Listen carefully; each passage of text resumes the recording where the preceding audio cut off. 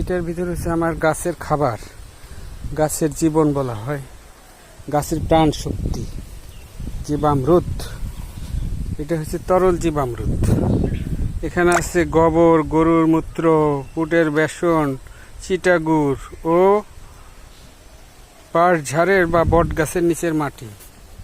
এই দেখেন গাছ, অনেক অণুজীব তৈরি হইতেছে।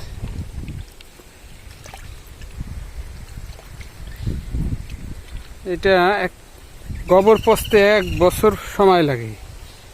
1 বছর পচাইয়া শুকাইয়া গোবর দিতে হয়, কিন্তু এইভাবে দিলে তাজা গোবরই 3 দিন পরে দিলে গাছের কোনো ক্ষতি হয় না, আর অনেক শক্তিশালী গাছের খাবার তরল জীবামৃত।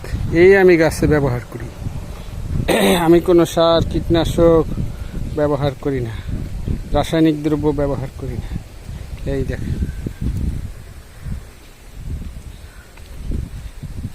এতে এখন গোবরের গন্ধ নাই, এটা ঘ্রাণ হয়েছে, ঘ্রাণ।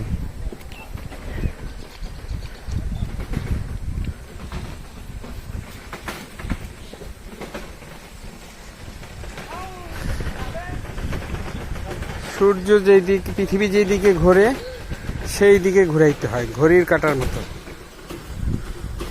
তরল জীবামৃত।